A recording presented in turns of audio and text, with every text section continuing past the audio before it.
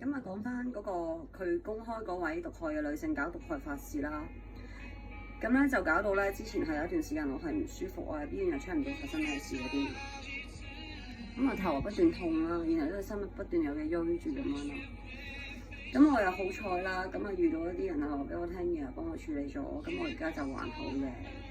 由於之前咧即係不斷咁樣整咧，佢係做咗4-5次嗰啲毒害人嘅法事，又叫咗個男仔去不斷去搞攻擊同埋暴力嘅襲擊人嘅事件啦。咁係非常之嚴重嘅呢件事。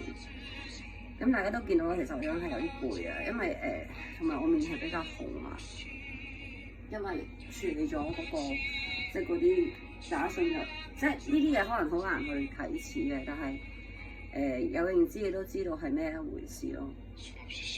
咁我自己好彩係因為有宗教信仰，又咁巧我會遇到一啲人係睇到呢啲事件啦。咁我之前真係唔知發生咩事，突然間係好唔舒服㗎，個人成日都會有病痛，但係嗰啲病痛咧係食藥又唔得嘅。然之後咧check 又 check 唔到嘅，係咁樣嘅，係好恐怖嘅。咁由於係咁樣襲擊同埋危害咗咁多嘢，同埋真係有損失同埋傷害性咁嚴重啦。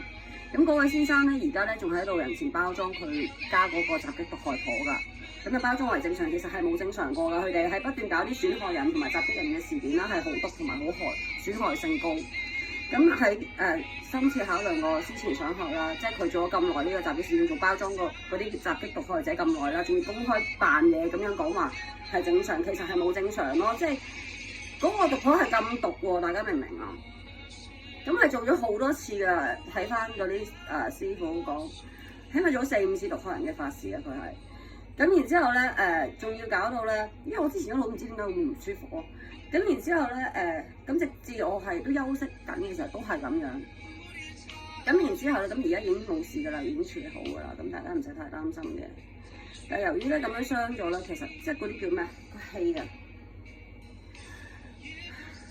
咁同埋咧又導致咗真係有損失嘅問題啦。咁而嗰位先生咧係一路都再做咁樣包裝佢去即係危害社會嘅人咁樣賺出嚟咧，所以大家要高度防備同注意咯。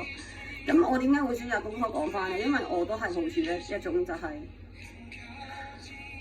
都唔希望其他人有事情啊嘛。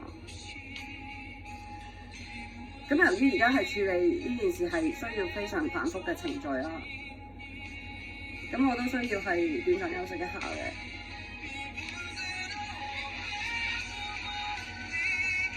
佢呢個人咧識人真係唔得㗎，即係佢可以走上網去識啲咁有問題嘅人，仲要咧當咗人哋係自己人去襲擊損毀一個10幾年嘅人喎，大家明唔明白嗰種嘅恐怖度？